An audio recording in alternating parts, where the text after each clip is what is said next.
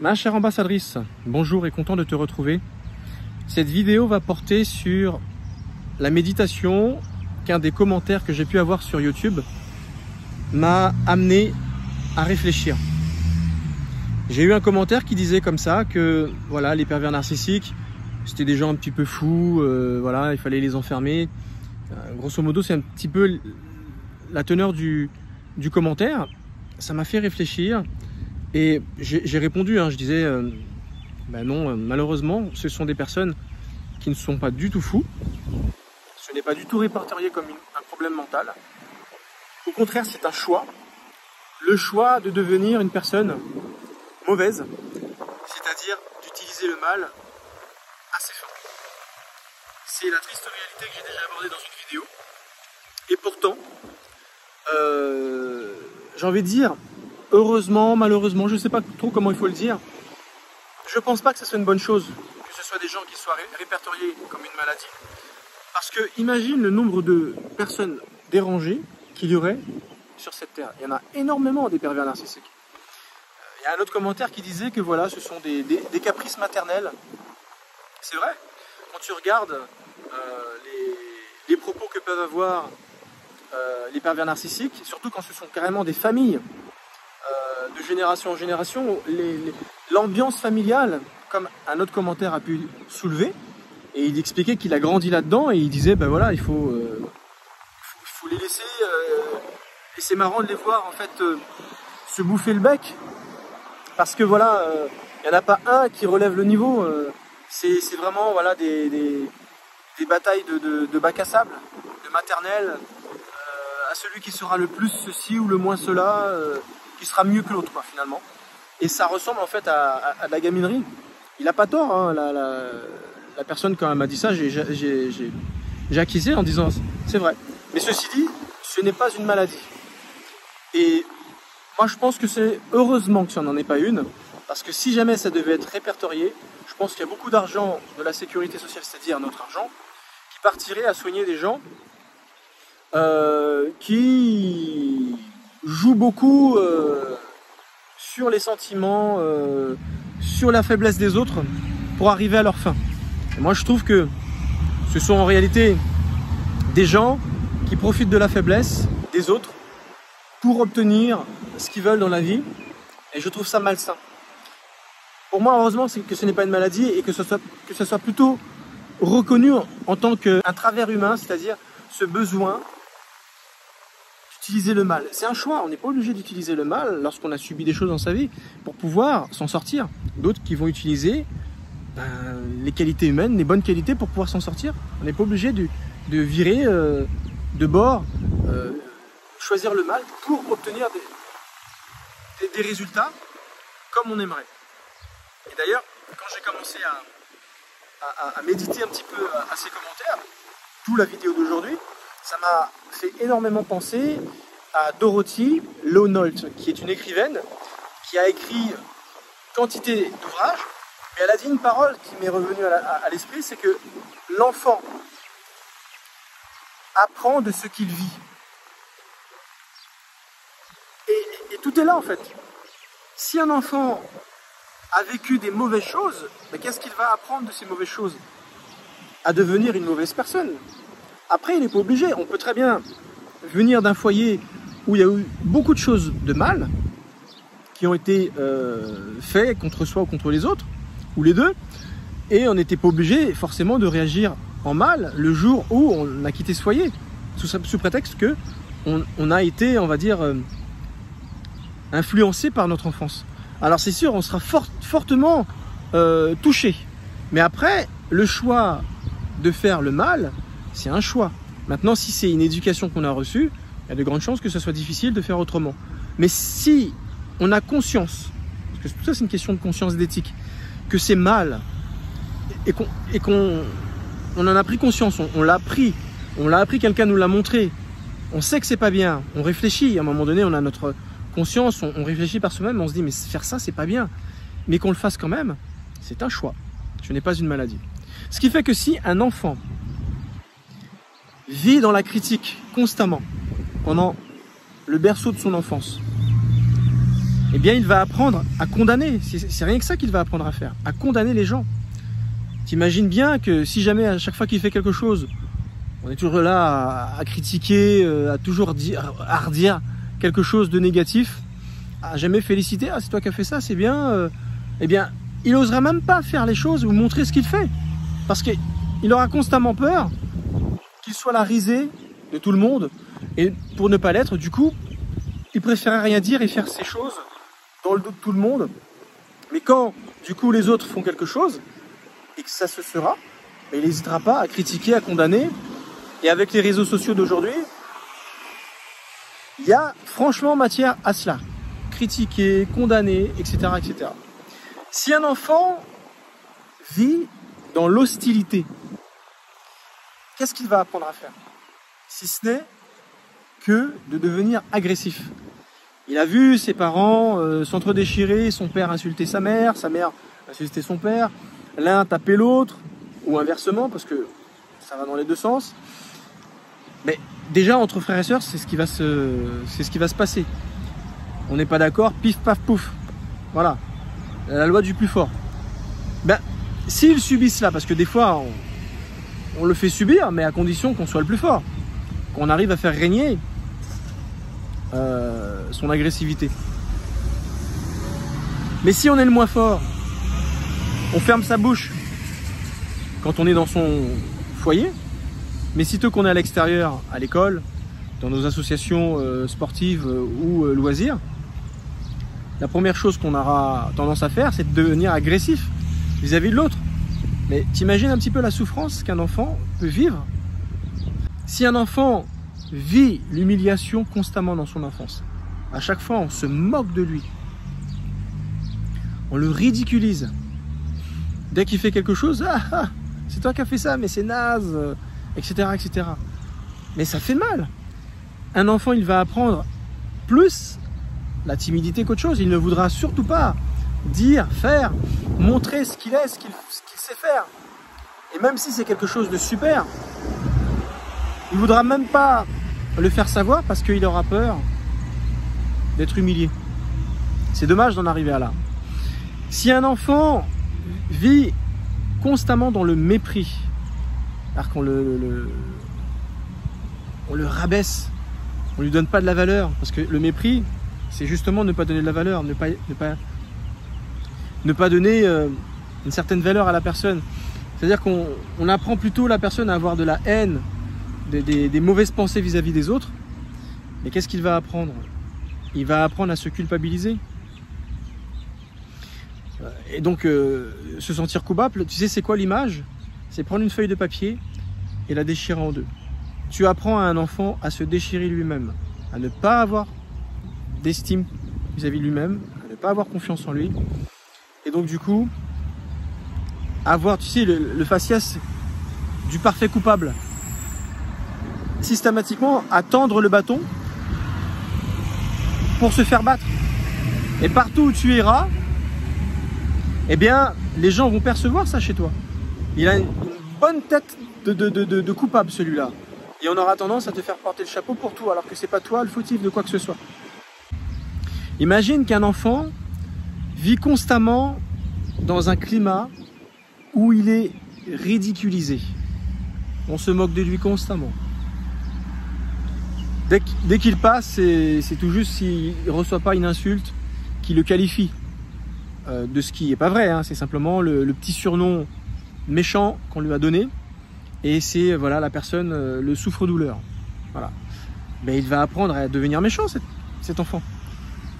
Dès qu'il sera à l'extérieur, il va vouloir faire payer ce qu'il n'arrive pas à faire payer dans sa famille. Parce que voilà, il se sent véritablement la cinquième roue, où c'est pas lui qui a son mot à dire. Il n'a pas l'ascendant sur les autres sont plus forts, ils sont aînés peut-être. Il va apprendre à être méchant. Donc qu'est-ce qu'il va faire quand il sera à l'extérieur, dans son groupe d'amis? Il va apprendre à devenir méchant, il va vouloir faire subir aux autres ce qu'on lui fait subir à lui-même. Quelque part, Dorothy Lonolt a raison de dire que un enfant apprend de ce qu'il vit.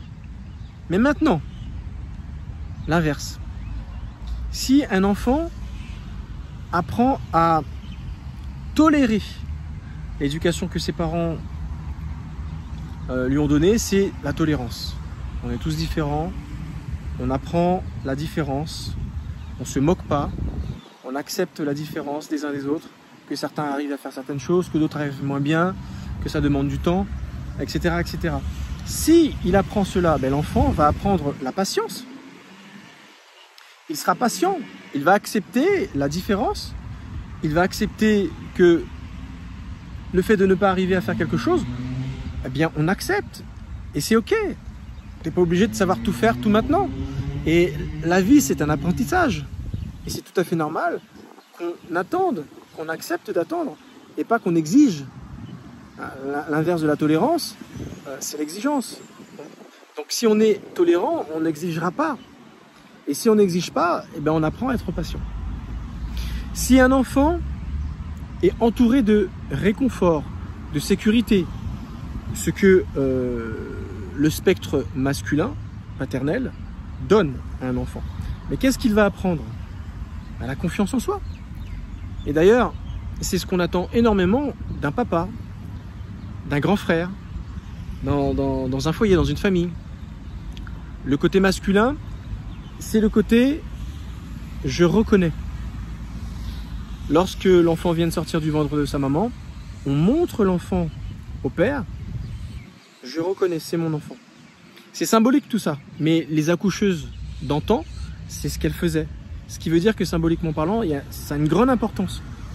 Le père fait les 100 pas dans le couloir, la mère est en train de souffrir dans la salle de travail, il entend les premiers cris, ah, une des accoucheuses arrive, venez voir l'enfant, il vient de sortir. Ça dure que quelques secondes. L'enfant ne voit pas, mais c'est symbolique. C'est important que l'enfant puisse ressentir que son père le reconnaisse. Et après, bien sûr, dans l'éducation, le père va être meuble pendant très longtemps, mais comme un nourrisson est une éponge et qui ressent beaucoup de choses, le nourrisson va sentir la présence du père de la même manière qu'il aura ressenti lorsqu'il était dans le ventre de sa mère. Il aura compris qu'il y a une tierce personne, une personne importante dans sa vie, qui va le devenir de plus en plus par la suite. Eh bien, c'est ce qui va se passer par la suite. L'enfant va, de par le réconfort, ce climat de sécurité, papa est là, on peut se cacher derrière son dos, on se sent protégé. Eh bien, il va apprendre à avoir confiance en son père, à avoir du coup confiance en lui-même, confiance pour le monde extérieur. T'imagines tout ce qu'un enfant peut apprendre s'il vit le réconfort et la sécurité qu'un père est capable de donner. Alors je dis bien père, parce que c'est une chose que seul le spectre masculin peut donner. Les familles monoparentales où la mère se démène, malheureusement c'est une chose symbolique qu'une mère ne peut pas donner. C'est comme ça. Imagine quand l'enfant vit dans un climat où on l'estime, on lui donne de la valeur, parce que donner de l'estime, c'est donner de la valeur. Tu as le droit d'exister avec tes défauts et tes qualités. On t'aime comme tu es, même si tu les énerves sous tes traits de caractère, mais en même temps on t'aime sous un autre. C'est ça, c'est comme ça la vie. On est fait de bonnes et de mauvaises choses. Et c'est ça l'amour, c'est d'être capable d'aimer la personne telle qu'elle est, avec son pack bon côté, mauvais côté. S'il a été bien éduqué, il travaillera à travailler sur ses mauvais côtés pour les faire taire, mais en les remplaçant, en développant des qualités humaines. Et c'est en ce sens qu'on donne de l'estime à une personne. Parce que c'est grâce à cette estime que l'enfant va apprendre le surpassement de lui-même. On m'aime? Ah bon, on me voit comme ça? Donc du coup, ça me donne envie ça me fait pousser des ailes. Et ça me donne envie de faire ça et de faire ça. Et de le décider par moi-même, de ne pas attendre que quelqu'un me dise « Hé, vas-y, pourquoi tu fais pas? Regarde, tu es capable de faire ça, ça. » Oh non, j'ai peur, j'ai pas envie. Non, je m'en sens pas capable. Pourquoi attendre la motivation de quelqu'un qui nous donne un petit coup de coude? Hé, mais c'est pas ce que tu fais en temps normal, c'est pas ce que tu arrives à faire facilement. Tu le fais vachement bien, fais-le. Non. On a constamment besoin voilà, d'un aîné ou du père ou de la mère pour nous dire « Tiens, va faire tel sport, va faire telle activité artistique, parce que voilà, on aura confiance en nous, tu vois. Et on va se surpasser parce que on aura compris qu'on a cet amour. T'imagines tout ce que l'amour, l'estime qu'on peut avoir est capable de nous faire faire? L'estime, c'est la dignité, hein. On nous donne de la valeur. Imagine quand l'enfant naît dans la loyauté. Un cadre où, ben voilà, il y a des règles, et c'est comme ça. Eh bien, il va apprendre le sens de la justice. Mais bien sûr, la justice n'est pas rigide. On peut être, on a dit tout à l'heure, tolérant, indulgent. On peut comprendre pour quelle raison tu n'as pas réussi, mais pour le bien fondé de l'ambiance familiale, des règles, bon, on est obligé de faire comme ci, comme ça. Parce que c'est le sens de la justice qui nous amène à être sûr que quelque part tu ne nous manipules pas, que tu ne mens pas. Et on est obligé de, voilà, de prendre les règles et de les mettre de cette façon. Tu vois? La loyauté, quand un enfant sent que voilà, quand papa prend une décision, quand maman prend une décision, dans l'entente, le regard que papa va avoir vis-à-vis de maman et que maman va avoir vis-à-vis de papa, on sent l'amour, on sent que les choses sont faites pour le bien fondé des choses. Elles sont faites pour un équilibre, elles sont faites... Ben, l'enfant va apprendre la justice, tout simplement. Tu sais, quand un enfant vit en se sentant accepté, et là on est dans le spectre féminin, parce que quand une maman porte un enfant, des fois elle ne l'accepte pas, elle ne veut pas cet enfant. Des fois, bon bien sûr, c'est un enfant illégitime, c'est un viol, on peut comprendre que la mère ne veut pas cet enfant. Mais imagine tout ce qu'elle va envoyer à l'enfant. De la même manière, lorsqu'il n'est pas reconnu par le papa. Imagine tout ce que le père envoie à l'enfant. L'enfant est une éponge, c'est ce que j'ai dit tout à l'heure. Mais l'enfant, il va ressentir des choses. Un enfant qui est accepté pendant toute la grossesse par la maman, toutes les bonnes ondes, toutes les bonnes fréquences qu'il va recevoir, va l'aider à se développer. Et l'acceptation de la mère va l'aider à s'accepter lui-même, ce qu'on appelle l'acceptation de soi. Et ça va lui permettre de se réaliser lui-même. Et là, dans ce spectre féminin, on a le tout, les deux bouts qui sont rejoints. J'ai commencé par le masculin, qui donne un côté confiance, le monde sur l'extérieur, mais avant, il y a le monde de l'intérieur, c'est-à-dire la conception. Quand la maman va accepter son enfant, l'enfant va s'accepter lui-même. Il va se dire, ben, je suis là où je suis bien. Et il aura son pédigré. Je vais m'accepter tel que je suis, avec mes qualités et mes défauts. Ce que je suis me permet d'être. Donc je vais pouvoir me réaliser. Réalisation de soi. Et parce que je peux me réaliser, je vais avoir confiance de ce que je peux faire avec mon pédigré. Et là, on rejoint le côté féminin, acceptation de soi, le côté masculin, confiance en soi pour se réaliser. C'est très puissant ce que je te dis là, mais c'est comme ça que fonctionne en réalité la construction d'un enfant. Imagine lorsqu'un enfant vit dans un climat où règne l'amour et la compréhension, ce dont les femmes ont énormément besoin en temps normal. Eh bien, il va apprendre à aimer le monde, puisqu'il l'aura reçu. Il ne sera pas en carence. Il va s'ouvrir sur les gens de l'extérieur, à l'extérieur du foyer. Mais quand une personne a manqué d'amour et de compréhension, eh ben, il va passer sa vie, lorsqu'il va quitter le foyer de ses parents, à essayer de penser comme un pansement ce dont il aura manqué toute son enfance.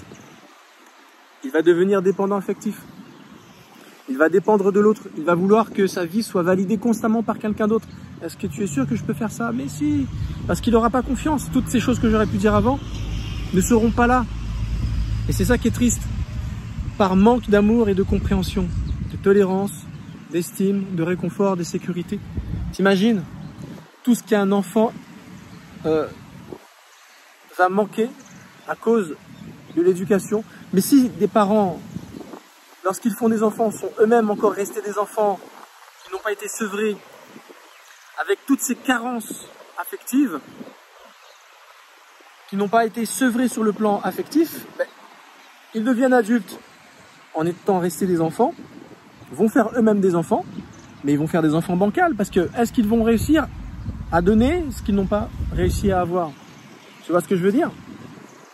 C'est ce qui va créer, on va dire, des enfants, s'ils n'ont pas reçu d'amour et de compréhension, et des gens qui ne seront pas ouverts vers l'extérieur tellement qu'ils en auront peur. Et ce ne seront pas des personnes qui seront dans la donation. Alors, au vu de tout ce que je viens de te dire, il y a deux solutions. Au vu de ce que tu as vécu de mal, tu apprends des mauvaises choses. Au vu de ce que tu as vécu de bien, tu apprends de bonnes choses. Mais c'est pas parce que tu as appris des mauvaises choses, c'est sûr que tu vas être fortement influencé à faire le mal.